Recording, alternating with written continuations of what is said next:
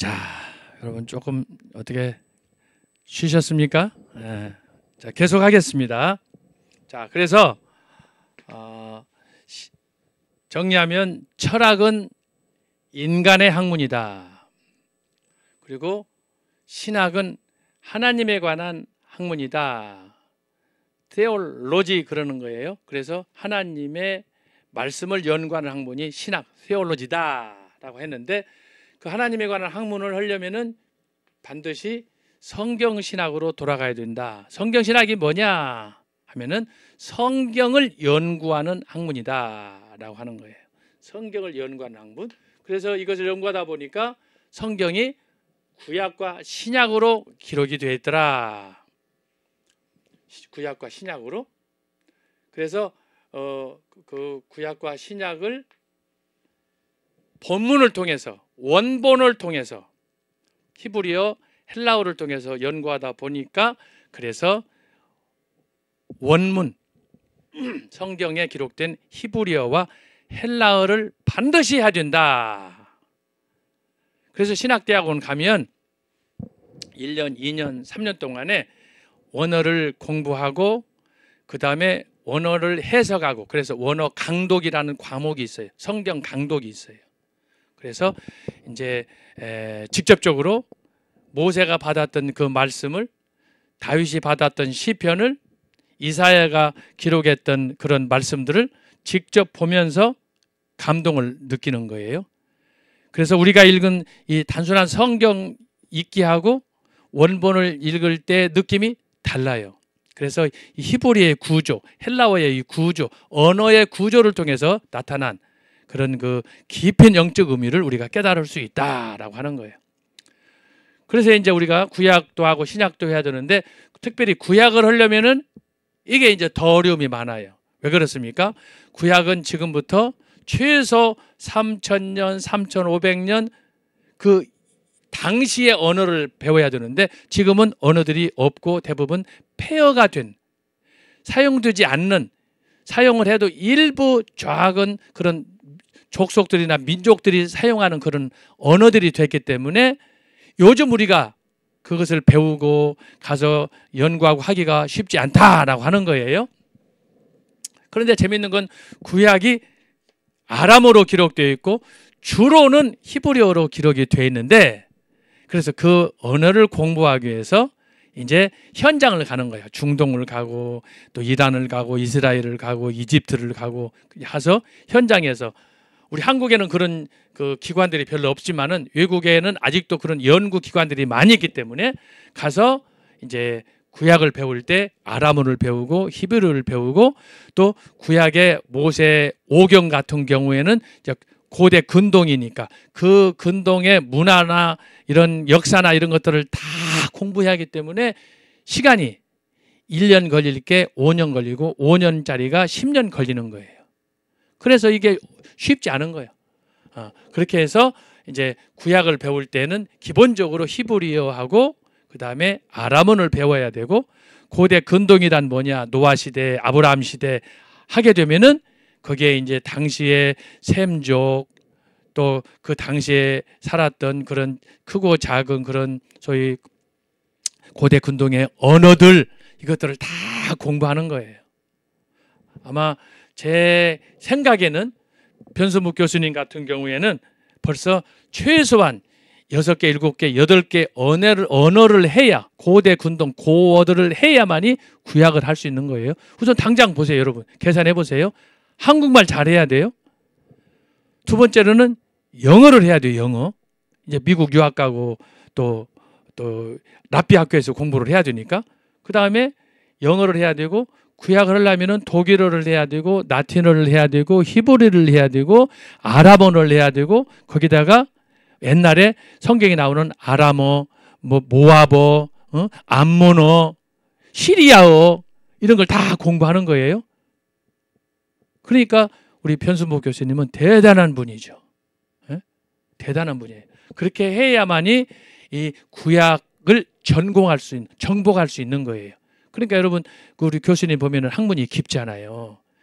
유대인들의 전통 랍비 학교에서 배운 것도 있지만 언어를 또 개인적으로 추가적으로 하기 때문에 학문이 생각해 보세요.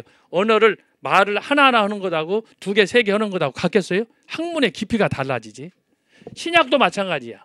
신약은 성경에 헬라어로 기록됐지만 이 성경 헬라어가 라틴어로 번역이 되고 라틴어에서 독일어로 번역되고 또 라틴어에서 영어로 번역이 되고 그런 과정에 있다 보니까 또 신약을 하려면은 헬라어는 기본이고 라틴어로 번역된 소위 초대교회의 제롬이라는 사람이 신약 성경 헬라어를 라틴어로 전부 번역을 했는데 그 번역을 또 봐야 된단 말이죠. 그러니까 벌써 신약만 할래도 헬라어 그 신약을 하려면은 한국어 해야지, 헬라어 해야지, 영어 해야지, 독일어, 라틴어 해야지. 이것만 해도 죽을 일이야. 알았어요? 그래서 성경의 원문을 깊이 공부하려고 하면 이게 요구되는 거야. 그런데 이걸 안 하고 말이에요. 한국에 우리 주변에 보면 2주짜리, 3개월짜리, 1년짜리 이런 학교들이 많이 있어요. 그런 데는 대부분 돈 주고 목사직을 사는 그런 학교들인데 그러니까 장사하는 학교들도 많이 있어요. 이건 다 사기꾼이 되는 거죠. 조심해야 돼요, 여러분. 그래서 우리 청교도 신학원도 앞으로 이제 학교가 안정이 되면 엊그저께도 우리 교수님들이 그런 회의도 했습니다만은 이런 어학 코스가 만들어져서 이제 히브리어도 배우고 아람어도 배우고 시리아어도 배우고 암몬어도 배우고 라틴어도 배우고 이런 과정이 필요한 거예요.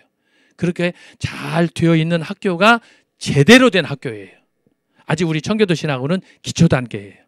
여러분들이 기도 많이 해주시기 바랍니다. 그렇게 해서 성경 신학은 주로 원어를 중심으로 구약의 신약의 배경을 공부하고 언어를 공부하고 관습을 공부하고 하는 그 과정이 성경 신학이다. 그걸 잘 공부하고 배울 때 우리가 성경을 이해할 때 모세오경이든 시가서든 선지서든 예언서든 이걸 잘 실수 없이 하나님의 본래 계시한 그 말씀의 뜻을 따라서 우리가 이해할 수 있다라고 하는 거예요. 그러니까 신학을 제대로 하려면 연륜이 필요한 거예요. 보통 7년에서 10년은 해야 이것을 우리가 학위를 받고 제대로 실력을 갖춰서 교수를 할 수 있는 거예요. 여러분이 제가 참고로 드린 말씀이에요. 자, 그런데 중요한 것이 있어요. 자, 신학은 하나님에 관한 학문인데 이 하나님에 관한 학문이 성경신학, 성경의 자체의 그 말씀을 연구하는 것이 성경신학이다. 그래서 구약신학, 신약신학 이렇게 말을 했는데 잘 보세요. 자, 이 성경신학의 구약과 신약이 창세기부터 말라기까지 마태복음에서부터 계시록까지 이렇게 성경이 각 권별로 쭉 기록이 되어 있지 않아요? 자, 이것을 여러분이 어떻게 읽느냐? 자, 2번째로 가는 거예요. 성경신학을 읽고 나서 성경신학을 통해서 우리가 배울 수 있는 2번째가 뭐냐 하면은 2번째, 성경에 기록된 계시의 말씀을 어떻게 읽느냐 하면은 연대적으로 읽는 거예요. 연대적. 혹은 시간적으로 읽는 거예요. 이게 무슨 말이냐? 이것을 거꾸로 읽으면 안 된다는 거예요. 거꾸로 읽으면 안 되고 연대적인 순서에 따라서 창세기, 출애굽기, 레위기로 가야지 레위기, 신명기, 뭐 출애굽기 이렇게 왔다리 갔다리 읽으면 안 된다는 거예요. 그래서 말하는 게 성경이 기록된 순서를 따라서 모세오경부터 여호수아로부터 그다음에 역대기, 사무엘 이렇게 쭉 있잖아요. 그것이 역사적인 순서예요. 쭉 순서를 따라서 읽어야 된다라고 하는 거예요. 왜 그게 중요하냐? 왜 중요하냐? 그러면은 그것은 바로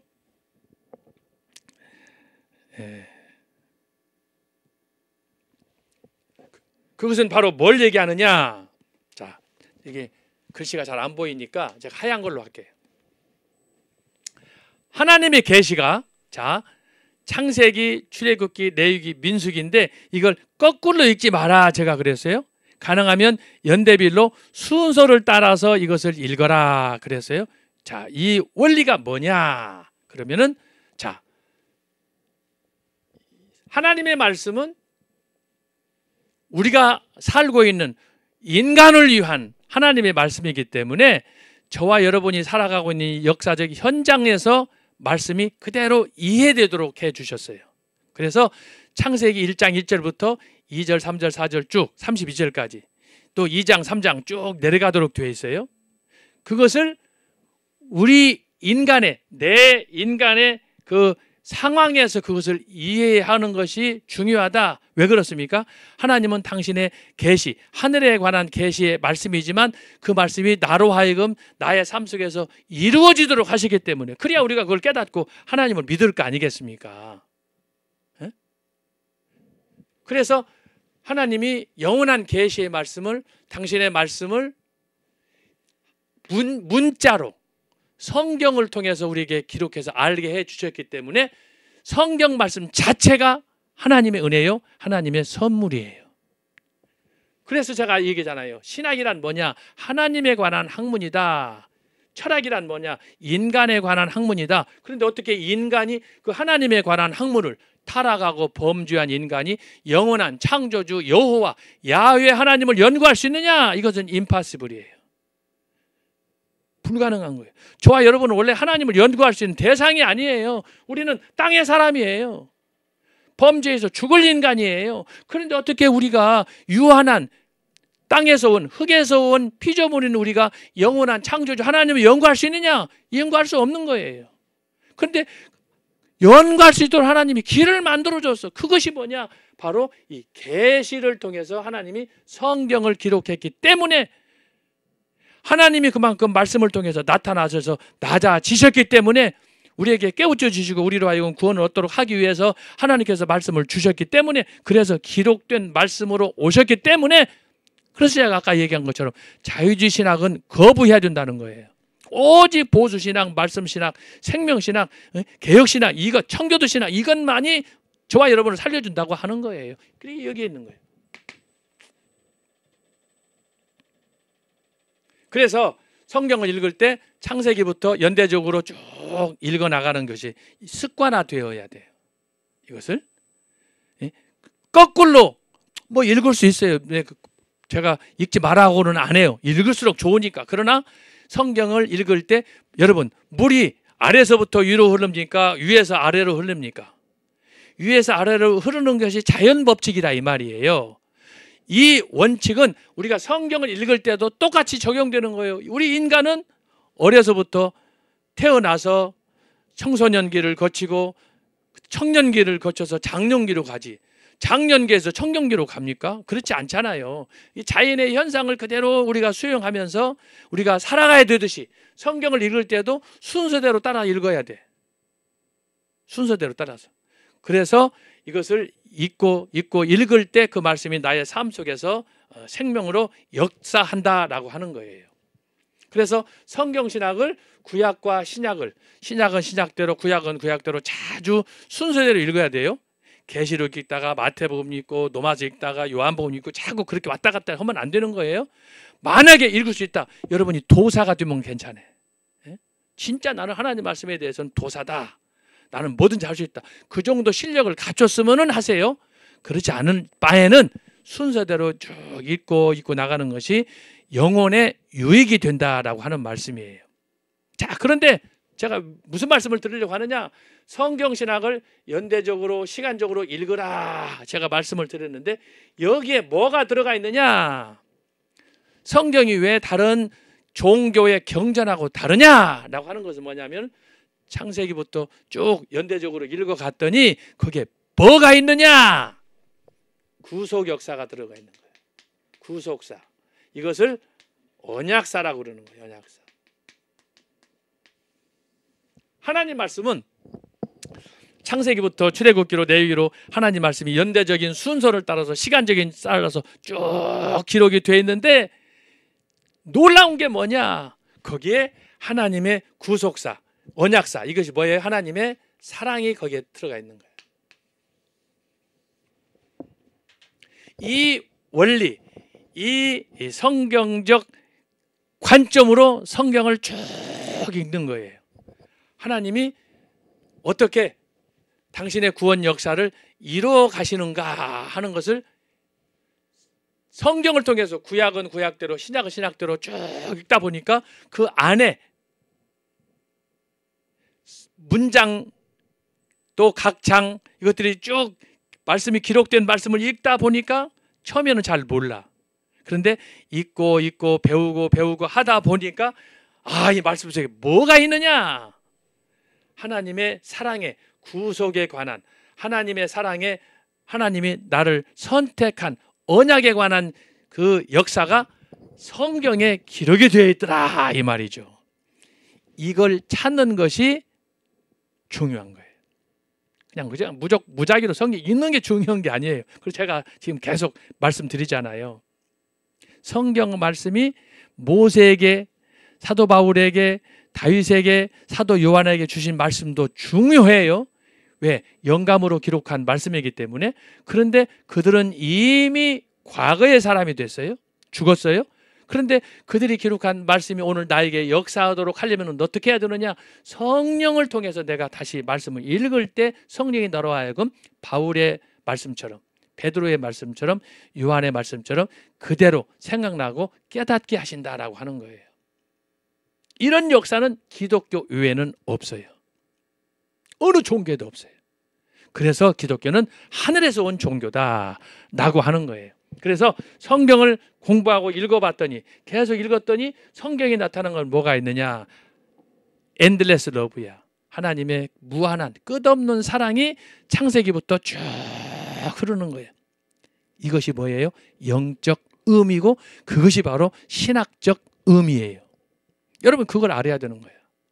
그래서 지금까지는 여러분이 그냥 성경 읽고 성령의 나타남이 나해서 이런 집회 다니고 그랬지만은 우리가 청교도 신학어를 통해서 이제 한 단계 업그레이드 하는 거예요.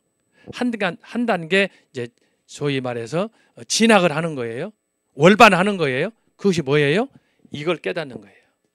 단순한 성경만 아니라 성경을 통해서 전에는 몰랐는데 이런 깨달음이 있네. 교수님 말씀을 들어보니까 성경이 진짜 그러네? 성경이 살아있네? 하나님의 구속사. 이 구속사는 뭐예요? 왜 하나님이 나를 만세전에 애정하여 선택하시고 나를 지금까지 고난 중에서도 여기까지 붙들고 인도하셨는가라는 거예요.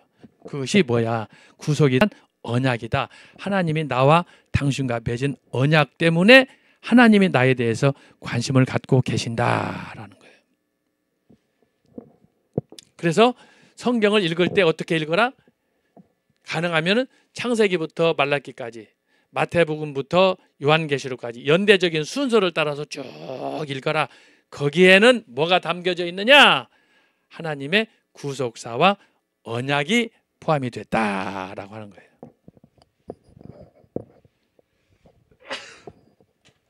자, 그런데 이것을 어떻게 우리가 설명할 수 있느냐? 잘 봐요. 이걸 하나님의 사랑과 구속을, 언약을 어떻게 설명할 수 있느냐? 이것을 성경 신학이라고 그랬는데 이 성경 신학 자체가 이제 1800년대에 등장했어요. 아까 제가 얘기잖아요. 1800년대에 신학이 체계화됐다 그러잖아요.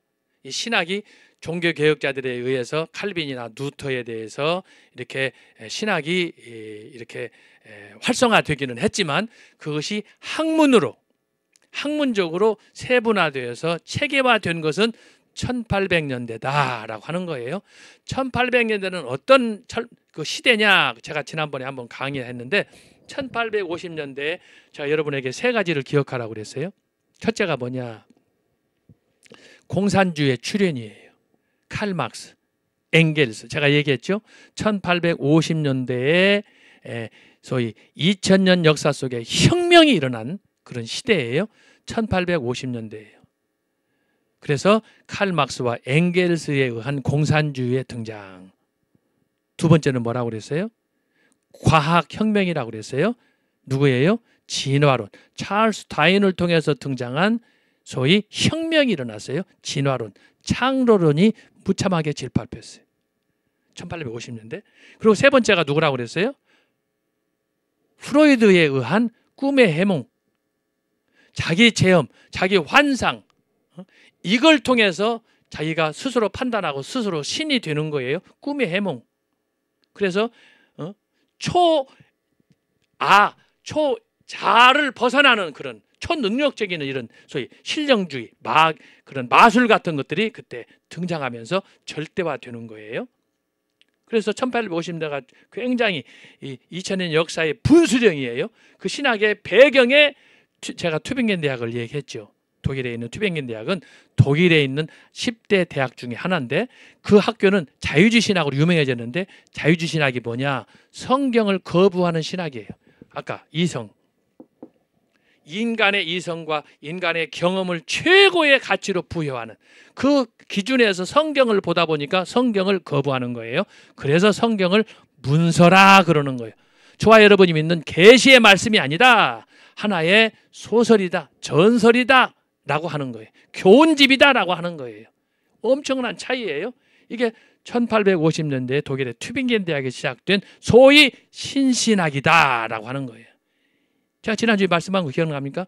이 여파가 전 세계를 휩쓸어 가지고 영국의 캠브리지 대학교, 옥스포드 대학교, 미국의 프린스턴 대학교, 하버드 대학교, 예일 대학교 다 점령해 버렸어요. 그래가지고 신신학 하지 않으면 밥을 못 먹는다. 신학대학교의 교수들이 거기 좌경화에 빠져가지고 신신학이 미쳐가지고 한국에도 상륙했어요. 그것 때문에 한국의 장로교단도 분열했어요. 그 첫 번째 분열이 뭐냐? 기독교 장로회, 조선신학교, 김재준, 제가 말씀드린 안병무, 이 사람들이 다 그 당시에 자유주의신학의 추종자들이에요. 그래서 예장에서 나가서 조선신학, 한국 기독교 장로회, 그게 지금 한국신학대가 신학대학이 된 거예요. 알았어요? 이게 계보예요, 계보. 그래서 바로 1850년대는 그 전에 있었던 종교개혁, 1600년대에 있었던 종교개혁의 경건한 신학, 하나님의 말씀 신학, 오직 말씀 신학, 제가 얘기했잖아요. 칼빈의 신학, 이것을 거부하는 거예요.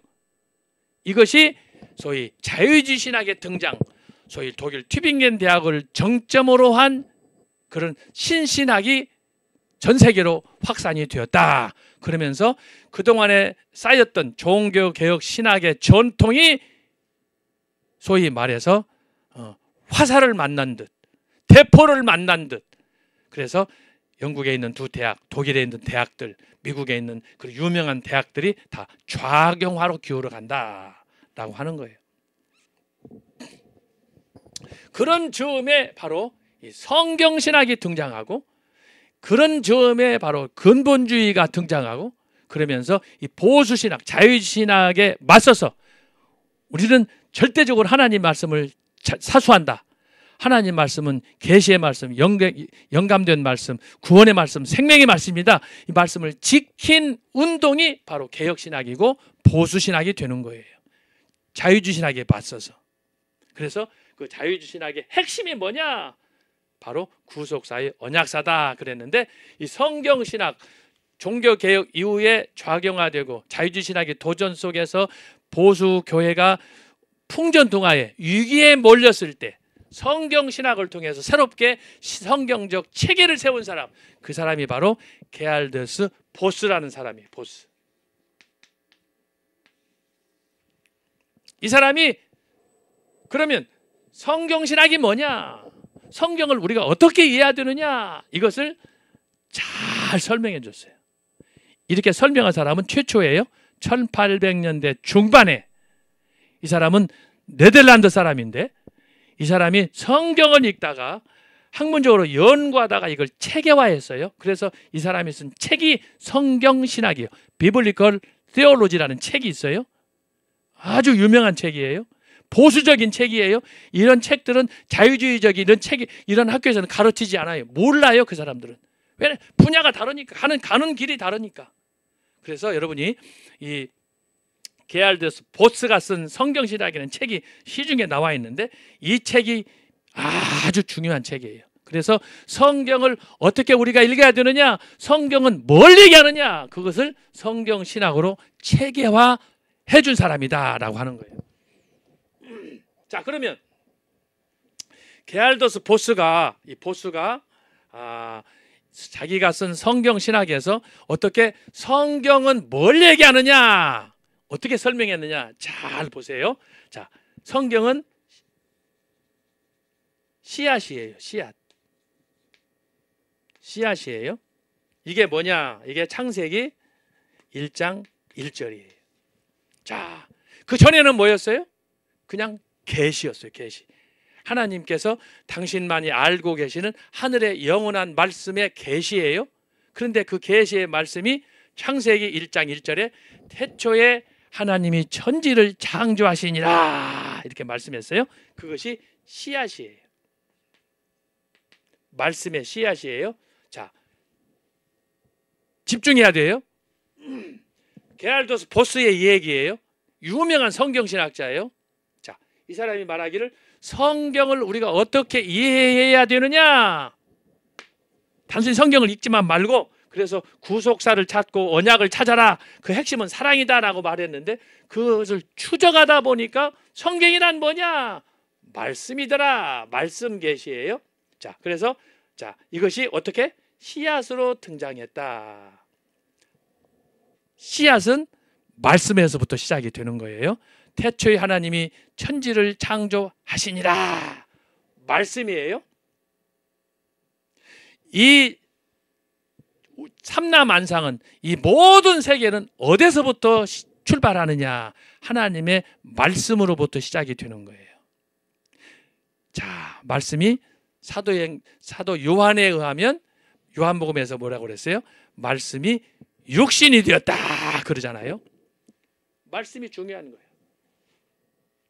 자, 그런데 바로 이 말씀이 창세기 1장 1절에서 딱 말씀이 씨앗으로 떨어졌어요.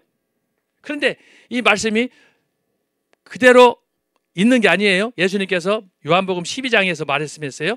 한 알의 밀이 땅에 떨어져 죽지 아니하면 그랬어요. 씨앗은 땅에 떨어지면 반드시 죽어야 싹이 나는 거예요. 한 알 죽지 않으면 한 알 그대로 있고 그랬잖아요. 자, 그래서 여러분 이 말씀 계시 창세기 1장 1절에서의 하나님의 말씀 떨어진 씨앗이 어떻게 되느냐? 이때부터 죽어지는 거예요. 기가 막힌 비밀이 여기 담겨져 있어요. 자, 씨앗이 창세기 1장 1절이에요. 그런데 이것이 죽어지니까 어떻게 되느냐? 싹이 나는 거예요. 씨앗에서 싹이 날 때 어떻게 되느냐? 창조에 나타난 그리스도가 나타나는 거예요. 이게 전 목사님이 전매 특허로 하시는 설교 아니에요? 창조에 나타난 그리스도.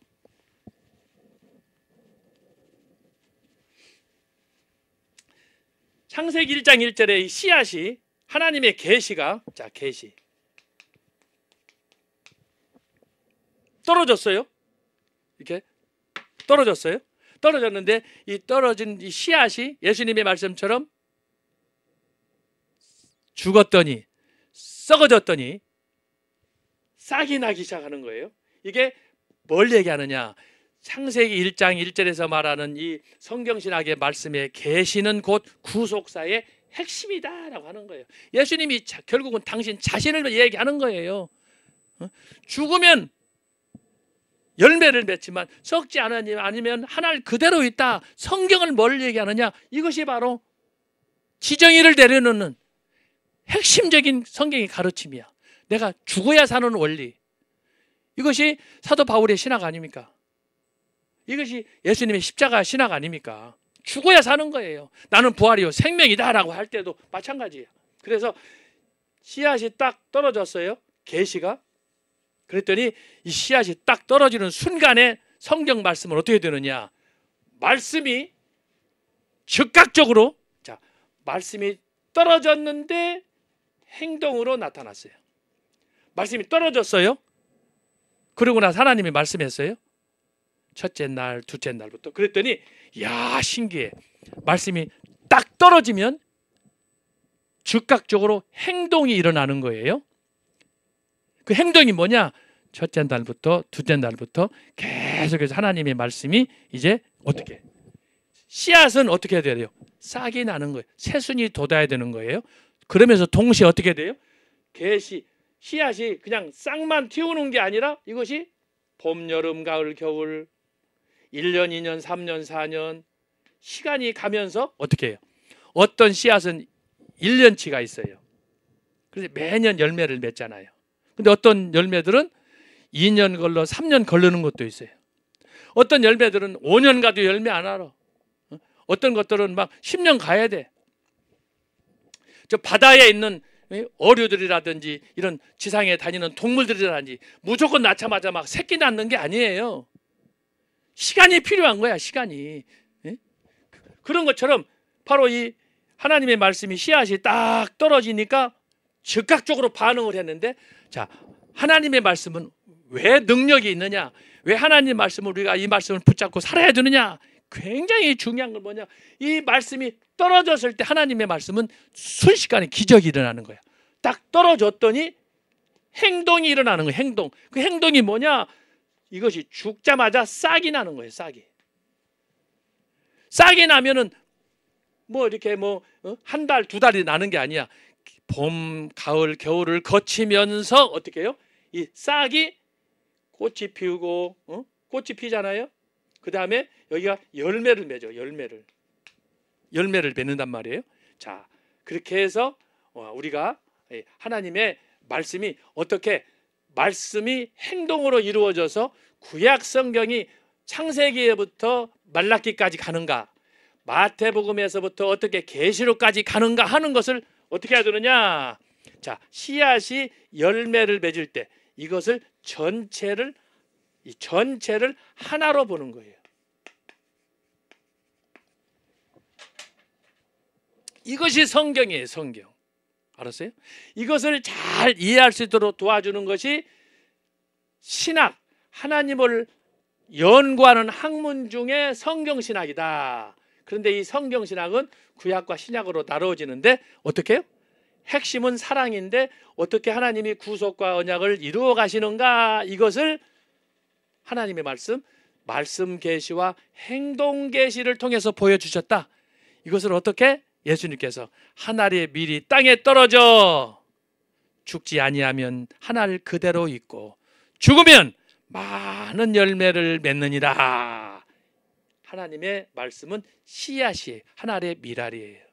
그렇게 해서 이것이 봄을 거치면 싹이 나, 잎사귀가 나오고, 여름을 거치면 꽃이 피더니 거기에 열매가 맺기 시작해. 가을 됐더니 어떻게 됐어요? 가을 되니까 벌써 여기저기에서 밤송이가 막 밤이 산에 가보니까 열려가지고 터지고 주스로 다니고. 이번 추석 때 여러분 과일 뭐 먹어봤어요? 배도 먹어보고 복숭아도 먹어보고. 야, 어쨌든 지나간 일이지만 너무너무 과일이 비싸대. 세상에 배 하나에 10,000원이 돼. 옛날에는 5개 6개 해서 10,000원이었는데 지금은 10,000원짜리라 들었다 놨다 먹지도 못하고. 얼마나 과일들이 물가가 다 비싸져 버렸는지 세상에. 그래서 여러분이 바로 이것을 볼 수 있어야 된다라고 하는 거예요. 이해하셨어요? 너무너무 중요한 거예요, 이게 지금. 그래서 하나님의 말씀은 성경인데 성경이 어떻게 기록이 되느냐? 성경은 곧 말씀 계시와 행동 계시로 되어 있다. 이 말씀 계시와 행동 계시의 표본이 누구냐? 요한복음 1장 14절이다 이 말이에요. 말씀이 육신이 되어 우리 가운데 거하시니 그랬잖아요. 말씀이 육신은 행동으로 나타나는 거예요. 말씀이 내가 때가 되면은 처녀의 몸에서 동정녀 마리아를 통해서 너희의 메시아 구세주가 그리스도가 태어날 것이다 그랬잖아요. 말씀이 성취됐어요. 행동 계시로 이루어지는 거예요. 이것처럼 정확하게 딱 아구가 맞아 떨어지는 게 뭐냐? 성경의 계시, 말씀의 계시, 예수 그리스도의 성취다. 성취다. 기가 막힌 거예요, 이게. 어떻게 성경이 구약하고 신약이 연대도 다르고 몇천 년 차이가 있고 기록한 사람도 40여 명이나 되는데 어떻게 이 사람들이 마치 약속한 것처럼 딱 하나님의 말씀과 행동을 통해서 씨앗을 통해서 이렇게 마지막 하나로 계시가 씨앗이 열매로 소위 한 주기로 가는 거예요. 한 주기. 예수님이 어떤 분이에요? 그래서 예수님은 부활의 첫 열매가 되는 거예요. 기가 막힌 구속사의 비밀이, 언약의 비밀이 거기에 있는 거예요. 골로새서에 보면은 사도 바울이 기록했어요. 예수 그리스도는 부활의 첫 열매다. 열매, 첫 열매예요. 역사를 바꾸는 첫 열매예요. 그동안에 말씀한 것을 자기 스스로 육체의 부활로 이룬 사람은 없어요. 예수 그리스도예요. 예수 그리스도는 부활의 첫 열매다 그랬어요. 열매, 씨앗, 열매.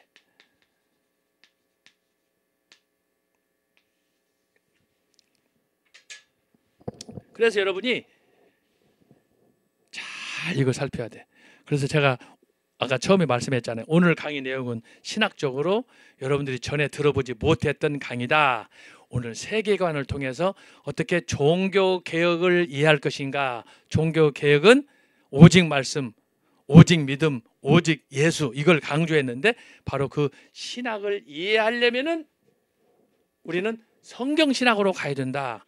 종교 개혁자들 루터, 칼빈이, 낙스가 성경에 눈을 뜨고 종교 개혁을 한 거예요. 먼저 그 사람들이 신학을 하고 눈 뜬 게 아니고 개혁을 한 게 아니고 하나님 말씀을 왜 천주교에서는 읽지 못하게 하는가? 왜 번역도 하지 못하게 하는가? 왜 지들끼리만 짜고 치는가? 그래서 루터가 성경을 독일어로 번역하지 않습니까? 번역하면서 성경이 폭발적으로 증가해버리는 거예요. 영국에서는 위클리프, 스위스에서는 존 칼빈, 독일에서는 루터, 막 성경을 번역해가지고 그래서 닫혀졌던 하나님의 말씀, 하나님의 계시를 열어서 보여준 거예요. 이게 레블레이션 아니에요. 성경을 열어서. 그것이 종교 개혁이에요. 종교 개혁. 그래서 종교 개혁자들이 성경을 연구하다가 성경은 구원의 책이다, 언약의 책이다 이렇게 했는데 그것을 신학적으로 체계화한 최초의 성경 신학자가 바로 게알더스 포스다. 그 시대는 언제라고요? 자유주의 신학이 튜빙겐 대학에서부터 쓰나미처럼 불어가지고 공산주의를 통해서, 진화론을 통해서, 꿈의 해몽을 통해서, 몽상을 통해서, 체면을 통해서 전 세계를 쓸어버리던 그때 교회는 풍전등화. 바로 그 시절에 성경으로 돌아가야 된다. 하나님 말씀만이 우리에게 참 소망이다. 그래서 연구해가지고 책을 냈는데 그 책이 성경신학인데 그것을 게알더스 보스가 했고, 이 보스가 이것을 어떻게 성경을 설명할까 봤더니 성경은 씨앗이더라, 말씀 계시더라, 말씀. 그래서 이 말씀 계시가 이제 행동으로 태초에 하나님이 천지를 창조하시니라 하고 빛이 있으라 그랬더니 어떻게 됐어요? 빛이 생겼어요. 말씀이 행동으로 나타나는 거예요. 성취되는 거예요. 자, 여기서 우리가 깨달을 것이 뭐냐? 말씀과 계시, 말씀과 성취와 행동. 여기서 우리가 깨달을 수 있는 게 뭐냐? 굉장히 중요한 거예요. 하나님은 언행일치다.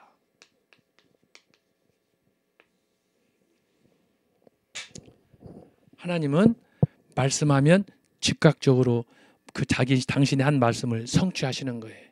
예수님도 마찬가지예요.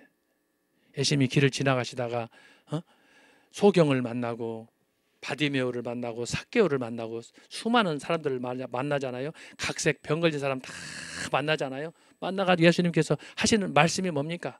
38년 된 중풍병자, 가나의 혼인잔치, 나사로 뭐 했을 때마다 뭐예요? 예수님이 말씀을 주시는 거예요. 말씀을 주. 소자야, 네가 낫고 싶으냐? 바디메오야, 너의 소원이 뭐냐?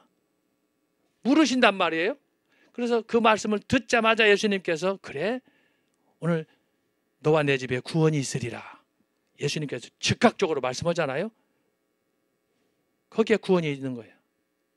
백부장에도 그렇고 삭개오도 그렇고 예수님을 만난 사람들은 두 가지를 동시에 만나는 거예요. 예수님을 만나서 말씀을 듣고 즉각적으로 온갖 질병에서부터 자유함을 얻는 거예요. 사도행전 3장에 보면 예루살렘 성전 미문에 있다가 안진뱅이가 거기 앉아 있었잖아요. 나면서부터 안진뱅이인데 그 안진뱅이가 그날 안식일인데 베드로와 요한이 안으로 들어가는 걸 보고 평소처럼 그 사람들한테 혹시라도 먹을 거리 없나, 돈이라도 몇 푼 건질 수 없나 해가지고 손을 벌리잖아요. 그러니까 요한과 베드로가 뭐라고 그래요? 그 안진뱅이를 향하여 주목하면서 내가 너한테 줄 것은 없다라는 거지. 그러나 나사렛 예수 이름으로 걸으라, 걸으라. 자, 말씀을 했더니 행동이 나타났어. 앉은 배가 일어나 버렸어요. 이것이 성경이 가르쳐주는 말씀과 행동 계시, 이것이 동시적으로 나타나는 건데, 이것이 뭐냐? 성경의 역사다라고 하는 거예요. 그걸 여러분이 눈을 떠야 되는 거야. 그러니까 성경을 먼 책으로 전설이나 신화처럼 생각하면 안 되고, 이 말씀이 아담에게 주셨던, 이 말씀이 노아에게 주셨던, 아브라함에게 주셨던 이 말씀을 이렇게 신실한 마음으로 믿는 것이 중요한 거예요. 그렇게 해서 바로 이 말씀, 하나님에게서 중요한 거냐? 말씀과 행동이 어떻게? 언행일치, 일치되는 거예요. 항상 하나로 가는 거예요. 예수님 말씀을 보세요. 모세의 말이라든지 사도 바울의 이야기라든지 성경에 나타난 하나님께서 사용한 사람들의 말을 보면 대표적인 게 목동 다윗이야. 다윗 보세요. 다윗. 골리앗 앞에서 다윗이 싸울 때 이스라엘은 절망이었잖아요. 그때 다윗이 골리앗 앞에 서가지고 너는 칼과 단창으로 나오지만 나는 살아계신 하나님의 말씀으로 나간다. 말이 항상 이 행동을 먼저 나가는 게 아니라 성경의 기록을 보면 항상 말씀이, 예언이 선지자를 통해서, 주의 종도를 통해서 먼저 나가는 거예요. 나간 다음에 즉각적으로 그 말씀이 이루어지는 거예요. 자, 여기서 우리가 배울 수 있는 게 뭐냐? 제가 볼 때 언행일치라고 그랬는데, 자, 우리 애가 이 세상을 살아가면서 자주 경험하는 게 뭐냐? 말과 행동이 다른 거예요. 말과 행동이 다른 거예요. 여러 종류가 있어요. 어떤 사람은 말만 그렇게 막 짓거리는 이재명 같이 시부렁대는 사람이 있어요. 맨날 하는 것이 거짓말만 하는 거야. 제가 어저께도 집에서 뭐 하나 동영상을 봤는데, 뭐 동아 채널에서 그 기자가 그걸 이재명이가 한 말에 대해서 그걸 쭉 자료를 뽑아가지고 그걸 보도하는 걸 내가 봤어요. 그러니까 아나운서가 그러더라고. 야, 하여튼 말을 어떻게 저렇게 말꼬리 잡아가지고 이재명이가 답변하고 피하고 그러는지, 알기는 알고 본 것은 같은데 기억이 안 난다는 거라. 미치는 거 아니에요? 근본적으로 거짓말하는 거예요. 그렇지만 그 말 장난하고 말 돌리는 걸 보면은 그러면서 그 아나운서가 얼마나 답답했는지. 여러분, 이재명이는 변호사입니다. 변호사 출신입니다. 머리가 좋다는 사람이지. 그런데 여러분, 머리가 좋으면 뭐합니까? 거짓말하고 지금까지 사람이 8명이 죽어나가고 지금 그랬는데도 모든, 이번에 추석 민심이 뭐예요? 이재명 구속하라는 거 아니에요. 근데 이놈이 저렇게 당당거리고 다니는 거 보세요. 기가 막힌 거예요. 여기서 살펴볼 수 있는 건 뭐냐? 우리 인간의 문제는 뭐냐? 너무 말로 실수하고 거짓말하고 사기치고 하는 거예요. 우리 주변에 여러분 보세요. 주변에요, 특히 교회 안에서도 얼마나 거짓말을 많이 하는 사기꾼들이 많은지 몰라요. 말을 믿을 수가 없어. 근데 문제는 뭐냐? 말은 말인데 또 행동은 개차반인 사람들이 많이 있어요. 말은 천사같이 해. 그런데 행동은 도둑놈같이 해. 그런 사람 있어요, 없어요? 우리 주변에 많아요. 말과 행동이 다른 거예요. 말은 청산유수야. 천사가 전다고 그랬잖아요. 그런데 행동은 안 해. 주로 교회 직분자들이야. 목사나 장로나 집사나 권사나 교수나. 이 사람들은 평생 입으로 먹고 사는 사람들 아니에요? 말은 잘해. 그런데 행동은 안 해. 행동은 안 해. 그래서 여러분이 반드시 오늘 숙고해야 될 것이 뭐냐? 말씀 계시, 행동 계시인데 말을 조심해서 해야 돼요. 성경은 뭐냐? 언행일치. 말씀과 행동을 항상 하나로 해라. 여러분, 이것은 성경의 이런 가르침이지만 사람들이 일반적으로 알고 있는 얘기예요. 이건 언행일치 해라.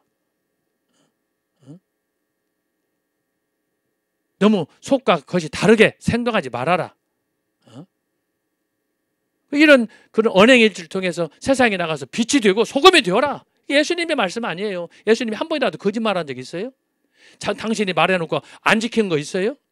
말해놓고는 손해를 봐도 본인이 십자가에 죽고 하나님의 제물이 되잖아요. 왜 그렇습니까?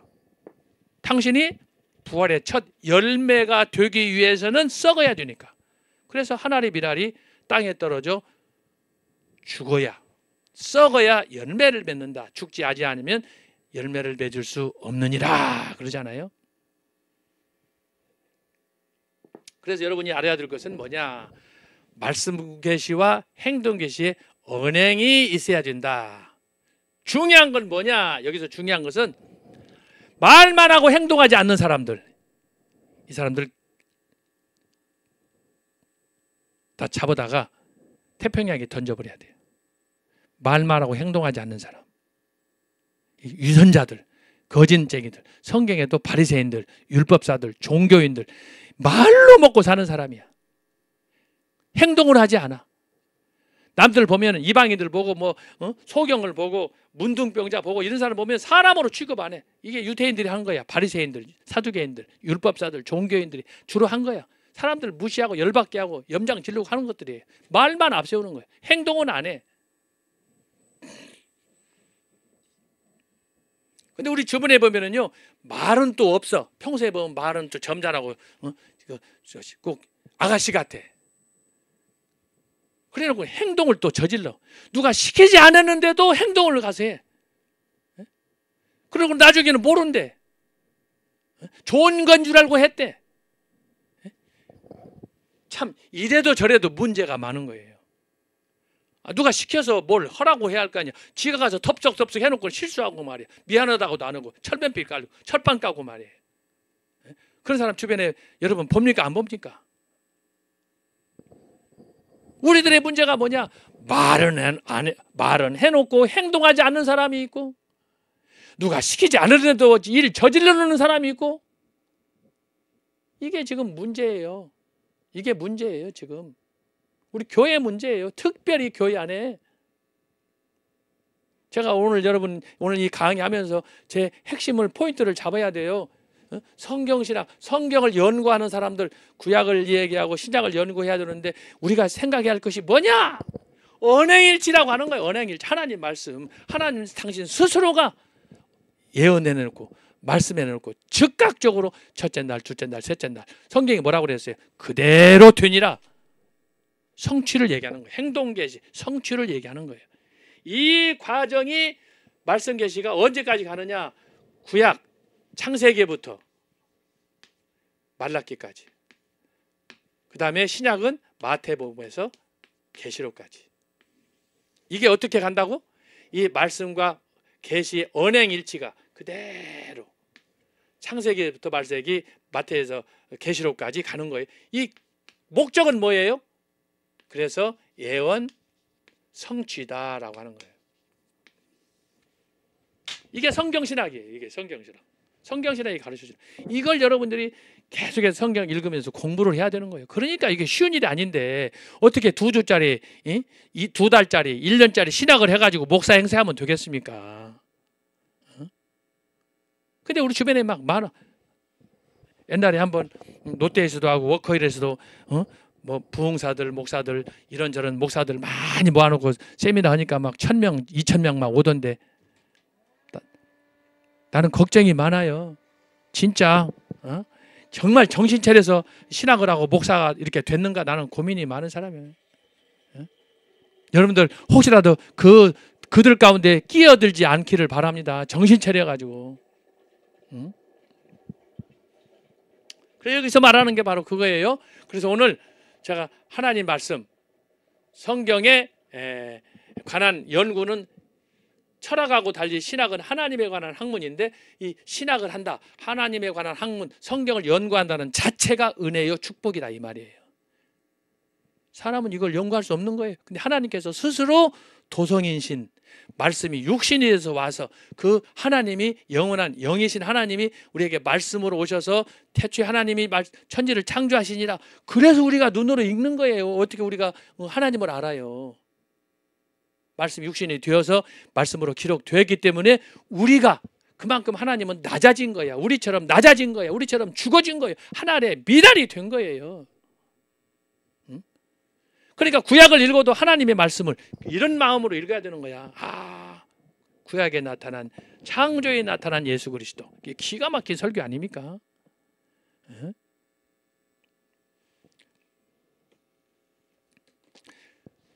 자, 그래서 오늘 제가 여러분에게 지금 이걸 강조하는 거예요.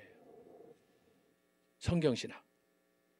그래서 구약을 하고 신약을 할 때 언어를 해야 되고, 이것을 할 때 어떻게 해야 된다? 두 가지. 말씀과 행동이 하나님 당신 스스로 어떻게 이것을 말씀하고 이루어 가시는가? 그것은 언행일치다. 하나님 스스로 언행일치예요. 그래서 때문에 하나님은 스스로 거짓말할 줄을 모르는 거예요. 하나님은 스스로 말씀한 것을 반드시 이루는 거예요. 더딜 수는 있어요. 느릴 수는 있어요. 성취하시는 거예요. 지금 여러분들 알다시피 마지막 남은 하나님의 계시에 마지막 남은 한 꼭지가 뭐예요? 다 이루어졌어요. 예수님의 재림만 남아있어요. 지금까지 100이면 100가지가 다 이루어지는 걸 볼 때 마지막 남은 재림. 예수님 오시겠어요? 안 오시겠어요? 그날과 그때는 아무도 모르지만 주님이 오시는 날은 분명한 거예요. 이걸 우리가 알아야 되는 거예요. 그걸 어떻게, 무엇을 통해서 한다?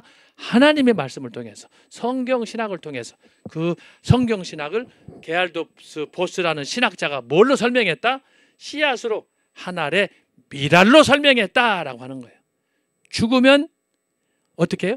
죽었더니 싹이 나기 시작하는 거예요. 싹이 나기 시작하는 거예요. 그랬더니 마지막에 열매가 맺혔다. 이 열매가 뭐냐? 골로새서에서 사도 바울이 말한 부활의 첫 열매다라고 하는 거예요. 그래서 이걸 통해서 여러분이, 저와 여러분의 눈이, 성경을 보는 눈이 영안이 열려야 되는 거예요. 이것이 성경이에요. 이렇게 성경은 깊은 의미가 있는 거예요.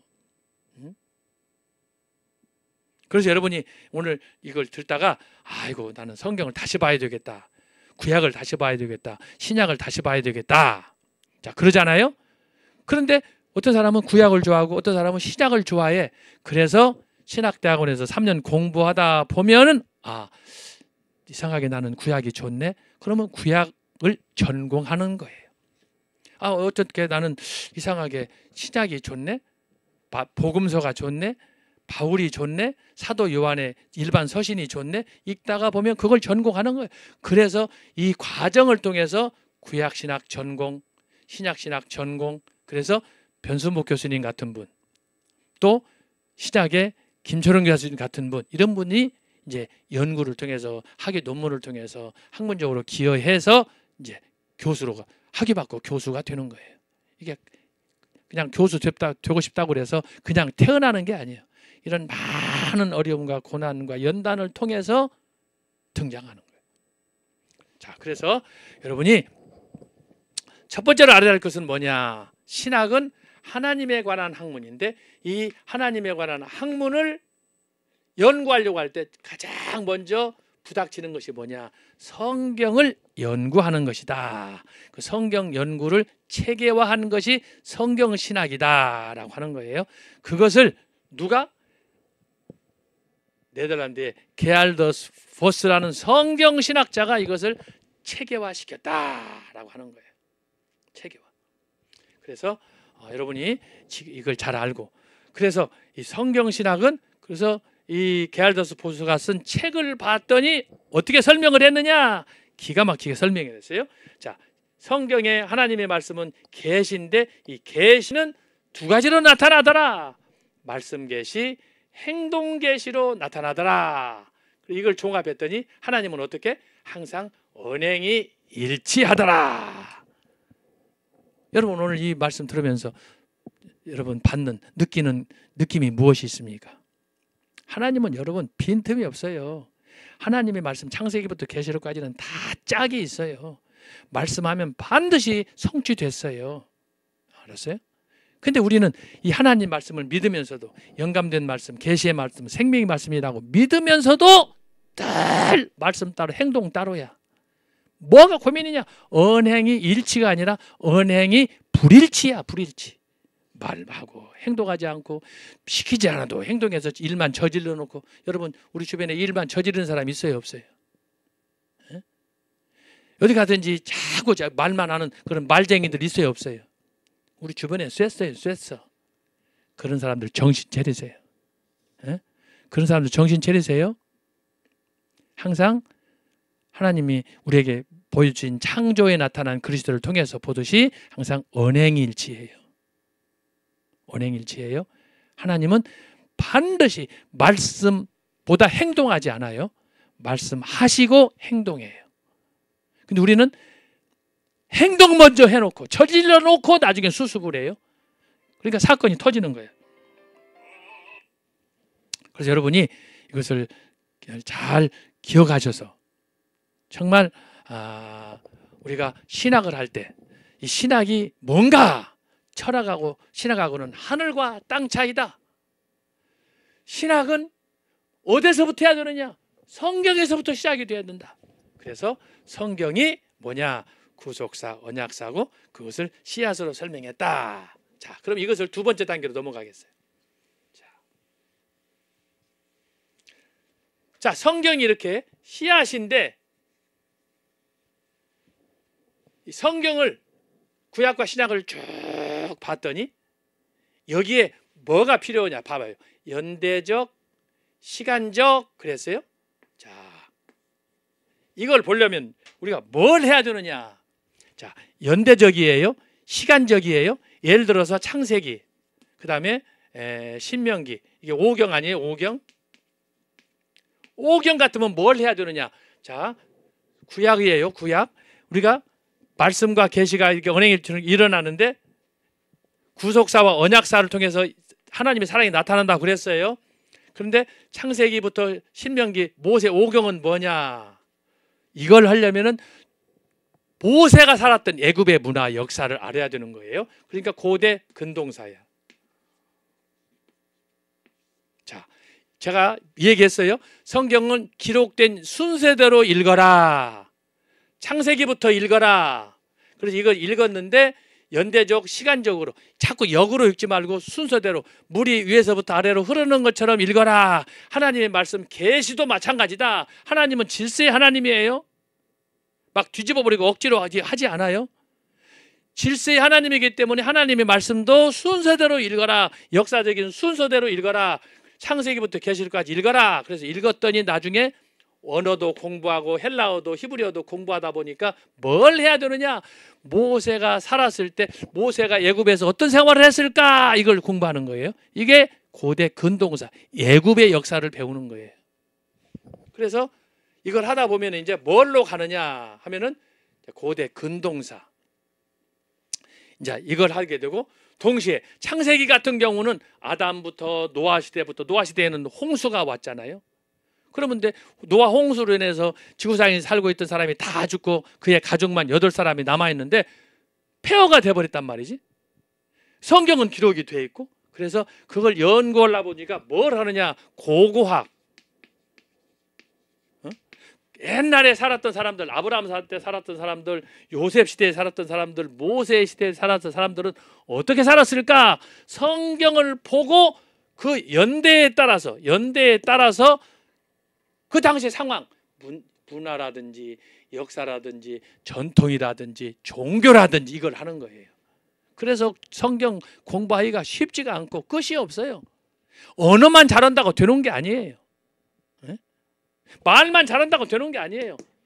이것을 하나하나 세분해가지고 그래서 이제 고고학 하는 사람들은 지금도 이스라엘 가보면은 그 몇천 년 된 그 땅이 굳어 있는 곳에 가서 도끼 들고 그 다음에 그곳에 가서 이제 바위도 깨고 삽을 들고 땅도 파고 학자들이 그걸 하는 거예요. 고고학. 그래서 고대 근동의 역사도 배우고 고고학도 하고 고고학 하려면 어떻게 해야 돼요? 그 당시에 지금부터 3,000년, 5,000년 전에 사용하던 언어들, 소위 파피루스들, 돌에 새겨진 문자들, 바벨론의 신화들 이것들을 공부해야 되는 거야. 그거 하나 쪼가리 맞춰서 그거 하나 연구하는데 평생 바치잖아요. 그런 거예요. 그래서 학문이 어려운 거예요. 그거 하려 보니까 남들이 볼 때는 우습게 알지. 돌멩이 하나 가지고 몇 년을 10년을 고생을 하니까 누가 월급 줘서 먹여 살릴 거야. 그래서 이거요, 독지가가 나타나서 재단에서 그 사람들을 계속 후원하면서 연구하도록 해줘야 되는 거예요. 이게 학자들이 하는 거예요. 아무나 못하는 거예요. 그래서 성경을 연구할 때 연대별로 모세가 살았던 때 애굽의 문화, 이집트 문화, 그리고 이제 바벨론 문화, 우리가 정광 목사님 설교를 통해서 다니엘서 2장이 나타난 그런 느부갓네살이 본 신상에 대해서 할 때, 신상, 지금 여러분 신학자 토크들 해서 계속 교수님들이 지금 그것도 설명해 주지 않아요? 그거예요. 그것을 우리가 연대적으로 시간적인 차이를 따라서 연구하면서 그걸 풀어내는 거예요. 정말 쉽지 않은 거예요. 어느 하나라도. 그래서 필요한 게 언어가 필요하다. 그래서 히브리어, 그 다음에 헬라어, 아람어, 라틴어, 독일어, 영어, 이걸 이제 종교계 역사를 하는 사람은 프랑스어도 해야 되고 독일어도 해야 되고 많은 자기 전공을 따라서 이걸 공부를 해야 되는 거예요. 그러니까 끝이 없는 거야. 그런데도 제일 어려운 게, 그래서 구약이 제일 어렵지, 다른 것보다. 자, 그래서 이렇게 창세기부터 신명기까지 이렇게 하고 있는데, 중요한 포인트는 뭐냐? 고대 근동의 역사를 배우든 고고학을 하든 간에 우리는 창세기부터 신명기에 나타난 모세 오경을 통해서 뭘 찾는 게 중요하냐? 아까 제가 얘기했죠. 이 구속사, 창세기와 신명기를 통해서 하나님이 본래 가졌던 그분의 의도, 이것을 정광훈 목사님은 하나님의 뜻이다 그랬어요. 뜻, 의도, 뜻, 이것을 발견하는 거 중요한 거예요. 알았어요? 그래서 여러 가지 방법이 있는데, 원어도 잘해야 되고 고고학에 관한 이런 역사도 많이 알아야 되고 하지만, 그걸 몰라도, 히브리어도 모르고 헬라어도 모르고 고대 근동의 역사를 몰라도 잘 들어야 돼요. 조심해, 무시하는 게 아니에요. 우리가 성경을 읽어요. 구약 창세기를 읽고 이사야를 읽어요. 역사적인 배경이나 히브리어 원어나 이런 걸 몰라요. 우리 말로 읽는 거예요. 우리 말로 읽을 때 저와 여러분이 늘 집중적으로 기도하면서 추구해야 될 것이 뭐냐? 하나님의 의도와 뜻을 찾는 거예요. 이것을 성령님이 도와주셔야 되는 거예요. 언어 몰라도. 알았어요? 배경, 역사 몰라도. 그러면 어떻게 되느냐? 우리는 이 하나님의 그 말씀, 그분의 의도를 알게 되면 이 의도와 뜻은 고고학이나 근동의 역사를 뛰어넘는 거야. 그러다가 고대 근동의 역사나 고고학을 알면 도움이 많이 되지. 그렇지 않겠어요? 그래서 우리가 신학을 할 때도 일반 공부를 하잖아요. 화학을 공부하거나 역사를 공부하거나 경제를 공부하거나 철학을 공부하거나, 그거 다 무익한 게 아니에요. 그렇게 한 것들을 거기에 신학으로 플러스 알파 시켜서 하나님의 의도를 찾아서 경제학을 했다 그러면 경제학에 나타난 하나님의 뜻이 뭔가를 자기 스스로 찾는 거예요. 뭘 통해서? 성경을 통해서 찾는 거예요. 그래서 우리 보수신학은 항상 성경과 함께 하는 거예요. 그래서 제가 여기다가 하나님의 말씀 썼잖아요. 하나님 말씀을 통해서 우리의 세계관을 펼쳐나가는 거야. 하나님의 말씀을 통해서. 그러니까 이런 관심은 일반 사람들하고 완전히 다른 거예요. 다른 종교라든지 일반 세상 사람들이라든지 이 사람들이 추구하는 가치하고 삶의 철학하고는 완전히 다른 거예요. 그래서 여러분이 성경을 배우고 신학을 배우면 달라야 되는 거야. 청교도 신학원에서 우리가 이렇게 신학을 배웠다 그러면 이 상태로 있으면 안 되는 거예요.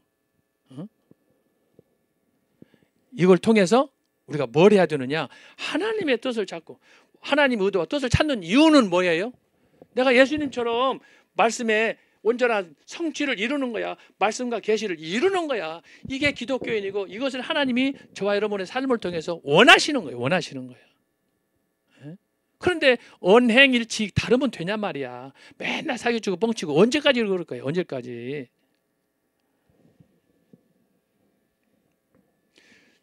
그 다음에 이제 창세기부터 신명기인데 여호수아, 내 여호수아로부터 해서 사사기, 룻기, 열왕기상, 사무엘상으로 쭉 가잖아요. 그 역사야. 이것도 역사. 이게 두 번째로는 이제 여호수아부터 느헤미야, 에스라 이렇게 간단 말이에요. 여기는 뭐예요?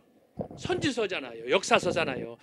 저희 왕국 시대, 사울 왕 때, 다윗 왕 때, 솔로몬 왕 때 그 올라가면 여호수아 쭉 나온단 말이죠. 그러면 그 시대 때 이스라엘에서 이제 사울이나 다윗이나 솔로몬이 어떻게 살았는가, 이스라엘에서 그 상황을 또 연구하는 거야.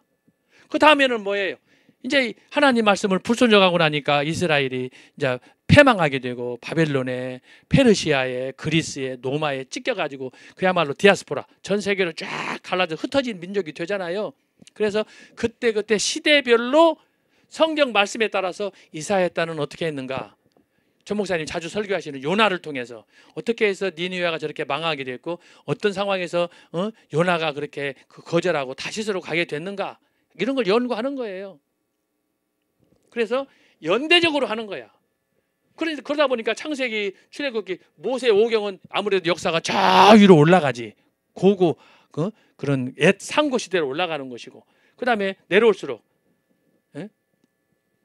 연대가 이제 우리하고 가깝잖아. 예수님의 그 초림하고 가까워지니까. 그래서 그걸 연구하는 것이고, 이제 이것이 신약이다. 만약에 신약이다. 신약이면 뭐예요? 신약.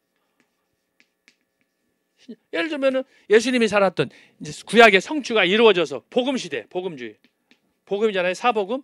이때 예수님이 살았던 갈릴리 바다에서 주로 사역을 하셨는데, 갈릴리 바다는 어떻게 됐는가? 저도 갈릴리는 몇 번 갔다 왔지만 그 갈릴리에서 어떤 생물이 사는가, 뭐 가니까 베드로 고기를 팔더라고. 손바닥만한 고기인데 베드로 고기를 거기서 그 양식을 해가지고 거기 있는 사람들한테 하나씩 점심 때 먹도록 거기 해주더라고요. 비싸요. 그런데 예를 들어서 갈릴리 바다는 호수인데 왜 바다라고 하는가? 바다처럼 넓으니까, 크니까. 디베리아 바다라고도 하고 갈릴리 바다라고도 그러잖아요. 근데 어떨 때는 또 갈릴리 호수라고 한단 말이에요. 호수인데 바다같이 그렇게 광활한 곳인데, 그곳에서 예수님이 제자들을 부르시고 그곳에서 사역을 주로 하셨단 말이에요. 그럴 때 우리가 연구할 거 뭐냐? 성경만 읽지 않고 이걸 읽는 거야. 고대 근동하듯이 신약 때 예수님이 살았던 때 시대적인 문화 배경을 공부하는 거야. 역사를 공부하는 거야.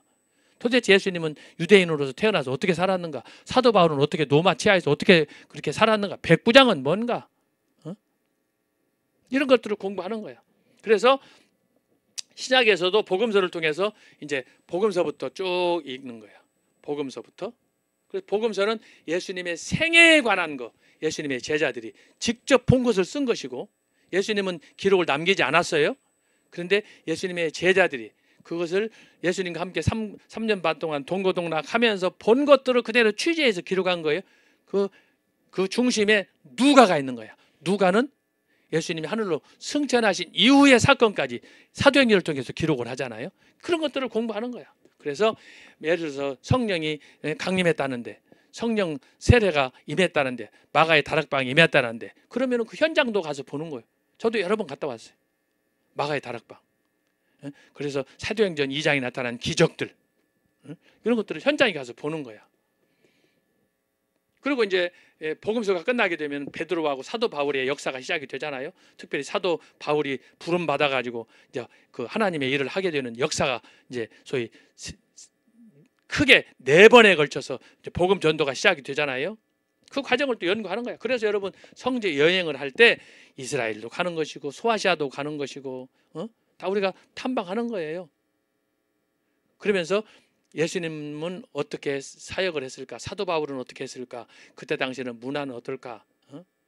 가나에 가면 가나의 혼인잔치는 어떻게 했을까? 어떻게 거기는 포도가 그렇게 많이 났는가? 이런 것들. 그것들을 다 공부하는 거예요. 그래서 제가 아직 강조하는 게 성경 신학은 뭐다?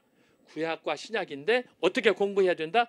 연대적으로 순서에 따라서 쭉 흐름에 따라서 하는 것이 제일 좋다. 왔다 갔다 질펑질펑 하면 안 된다 이 말이에요.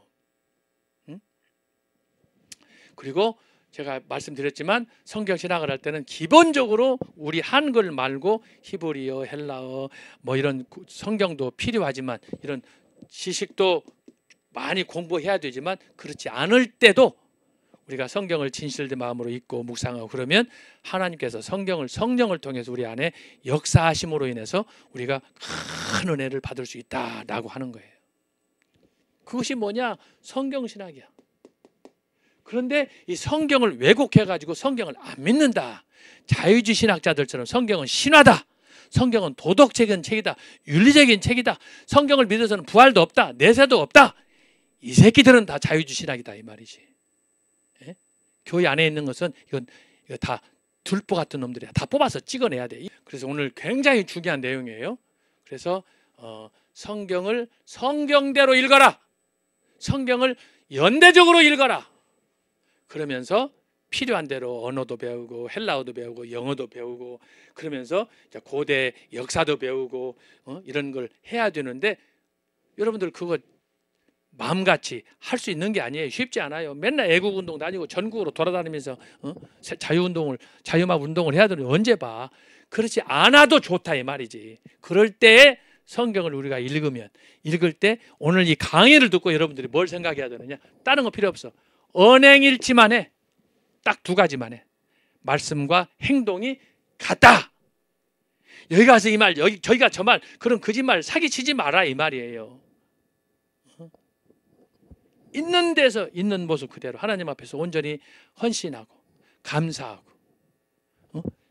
우리는 원래 철학적인 존재라고 그랬잖아요. 그런데 우리가 어떻게 신학을 하는 존재가 됐느냐? 이 자체가 기적이라고. 우리 하나님 말씀을 알 수 있는 사람이 아니야. 우리는 죄 아래 타락이기 때문에 하나님이 저와 여러분에게 계시의 영을 주어야가 알 수 있는 것이 신학이고 하나님의 말씀이에요. 그러니까 우리가 지금 성경 말씀을 받았다는 자체가 기적이고 은혜라고. 근데 그걸 감사도 안 하고 읽지도 않고 지멋대로 생각하고 자꾸 가서 사고나 치고 그러면 되냐 말이야. 제 말이 맞아요? 틀려요? 좀 대답 좀 해봐.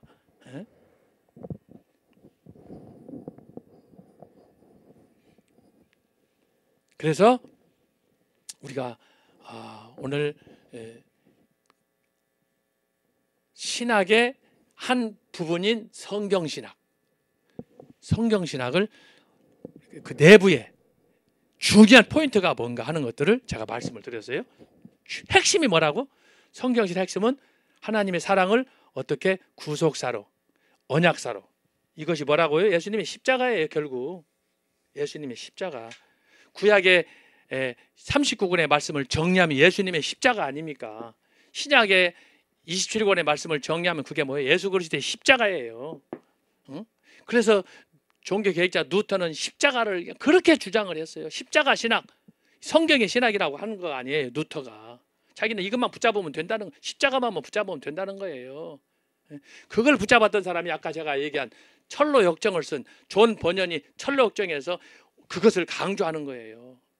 세상 버리고 오직 주님만 바라보면서 천국 가기 싶은 그 열망에, 그것 때문에 걔가 그 사람이 얼마나 박해받고 고난당하는 줄 알아요? 그러나 감사하는 거야. 그것이 생명의 길이기 때문에 아까 제가 처음에 얘기했잖아. 마태복음 7장 13절 14절. 좁은 문으로 들어가라. 거기는 협착하고 들어가는 이가 적다. 그러나 거기는 생명의 길이다. 그렇게 말씀한 거예요. 그 길을 예수님이 요한복음 14장 6절에서 말씀을 하셨다 이 말이에요. 내가 곧 길이요 진리요 생명이니 나로 말미암지 않고는 아버지께로 올 자가 없느니라. 누구든지 주의 이름을 부르는 자는 구원을 얻으리라. 영접하는 자 곧 그의 이름을 믿는 자들에게는 하나님의 자녀가 되는 권세를 주셨다. 진짜 너무너무 감사한 거예요.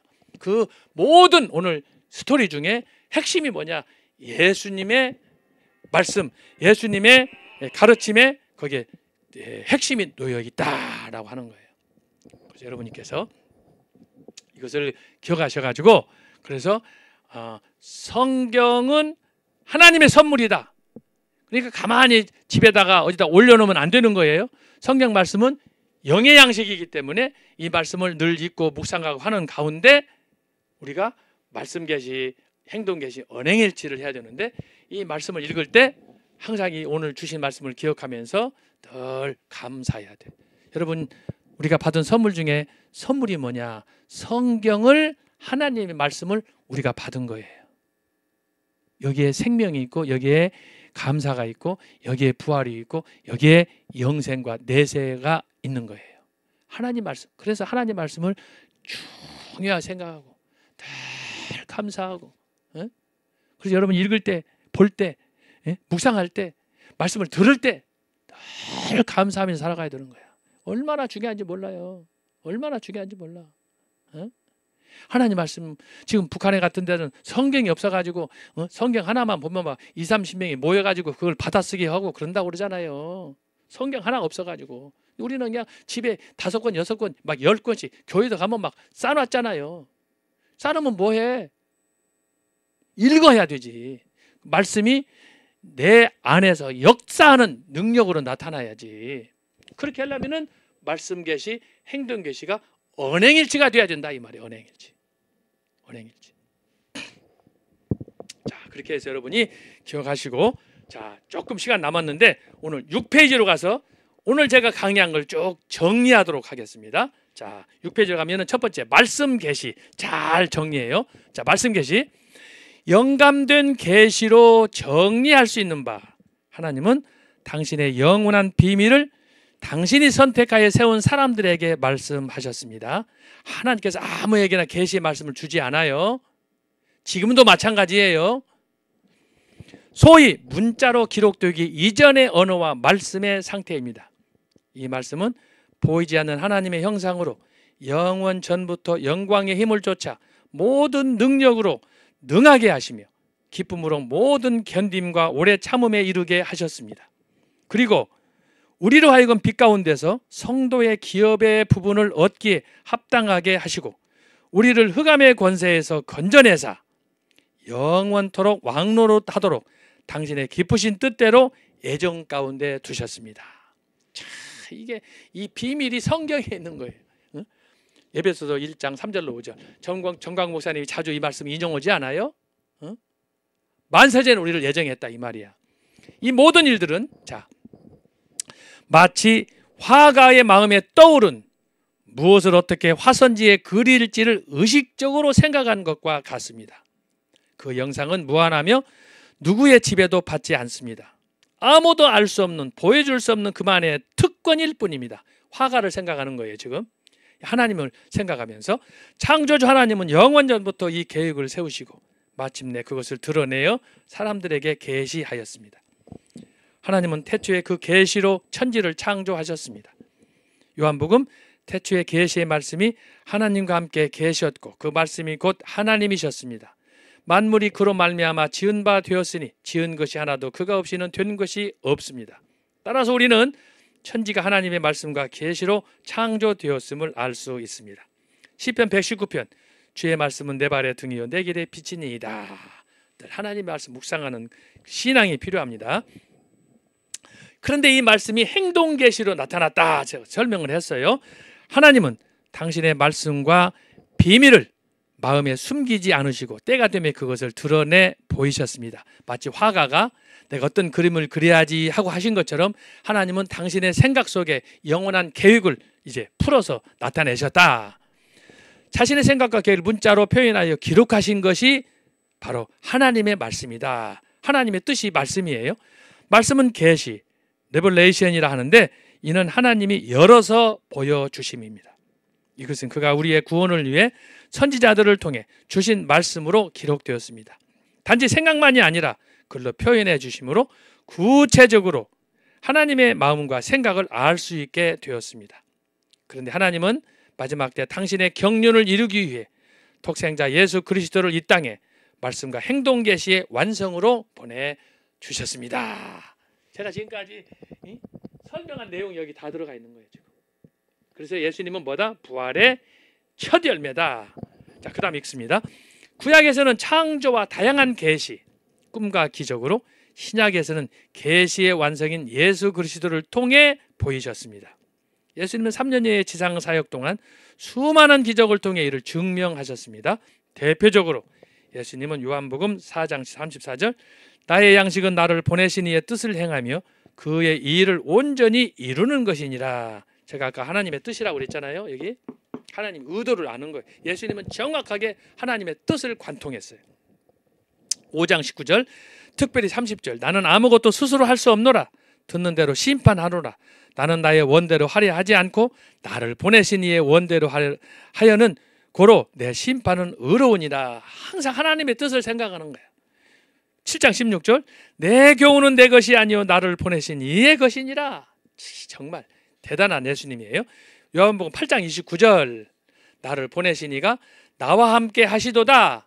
내가 항상 그의 기뻐하시는 일을 행함으로 나를 혼자 두지 아니하셨느니라. 요한복음 1장, 말씀이 육신이 되어 우리 가운데 거하심에 우리가 그 영광을 보니 아버지의 독생자의 영광이요 은혜와 진리가 충만하더라. 예수님이. 그래서 구약과 신약의 이 계시를 성경신학을 통해서 우리가 봐야 된다. 3번, 계시의 완전성 원리. 예를 들면 창세기 1, 2장에서 보듯이 하나님은 비로소 자신의 생각 말씀을 문자로 기록하여 직접 우리에게 보여주셨습니다. 이것은 편의상 전자를 말씀 계시, 후자를 행동 계시로 정리하였습니다. 하나님의 말씀은 100% 완전하시고 그의 행동 또한 100% 완벽하십니다. 이 하나님은 당신의 완전한 수준에 기초하여 오늘 우리에게 완전을 요청하십니다. 마태복음 5장 48절, 하늘에 계신 너희 아버지의 온전하신과 같이 너희도 온전하라고 하셨습니다. 하나님 요구사항이에요. 사도 바울은 고린도전서 11장 1절에서 내가 그리스도를 본받는 자 된 것 같이 너희는 나를 본받는 자 되어라. 골로새서 2장, 그러므로 너희가 그리스도 예수를 주로 받았으니 그 안에서 행하되 그 안에 뿌리를 박으며 세움을 입어 교훈을 받은 대로 믿음에 굳게 서서 감사함을 넘치게 하라.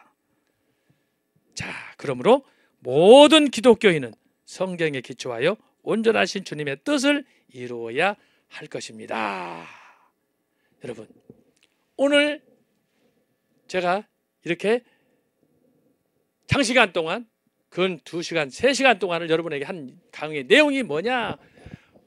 말씀과 행동의 언행일치다. 이것이 뭘 얘기한다? 성경신학이, 구약과 신약이 우리에게 요구하는 신학이다라고 하는 거예요. 근데 하나님은 어떻게 했어요? 예수님은 어떻게 했어요? 이것을 100% 완성시켰어요. 근데 우리는 하나님을 믿는 자녀라고 하면서도 항상 보면 말 따로 행동 따로예요. 어디든지 가면 사고 뭉치야. 말을 순종하지 않아. 지가 잘났대. 특히 목사, 교수, 박사, 장로, 권사들 은혜 좀 받고 교회 생활 20년, 30년 했다는 이 늙은 구렁이들이 문제야. 늙은 구렁이들이 문제. 예? 여러분, 구호로 신앙생활 하는 게 아니에요. 말만 한다고 되는 게 아니에요. 행동을 통해서 말씀 계시, 행동 계시, 이것을 이루신 분이 누구다? 요한복음 1장 14절, 말씀이 육신이 되어 우리 가운데 거하신 예수님을 통해서 이루어졌다. 예수님의 삶의 목적은 뭐예요? 하나님의 사랑, 구원을 이루는 거예요. 요한복음 3장 16절이에요. 이 한 절 읽어보고 오늘 강의 마치겠습니다. 오후에 이따 다시 만나겠어요. 자, 요한복음 3장 16절입니다. 자, 다 같이 읽어봐요. 하나님이 세상을 이처럼 사랑하사 독생자를 주셨으니 이는 저를 믿는 자마다 멸망치 않고 영생을 얻게 하려 하심이니라. 스펄전은 이 말씀을 다이아몬드라고 그랬어요. 성경 66권에서 하나를 뽑으라. 그러면 요한복음 3장 16절이다.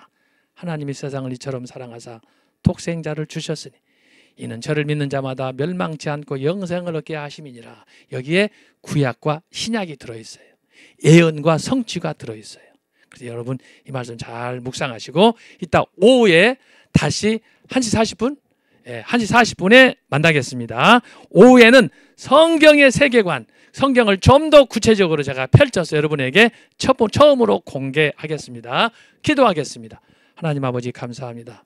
오전 강의 3시간 동안 우리가 성경적 세계관, 기독교적 세계관을 살폈습니다. 하나님 아버지, 우리에게 더욱 집중력을 주셔서 이 말씀을 잘 이해할 수 있도록 도와주시고 이 말씀을 통해서 우리가 언행일치하는 신앙을 할 수 있도록 도와주옵소서. 오후 시간도 하나님이여 도우시고 역사하여 주옵소서. 예수님의 이름으로 기도하옵나이다. 아멘. 이따 오후에 만나겠습니다.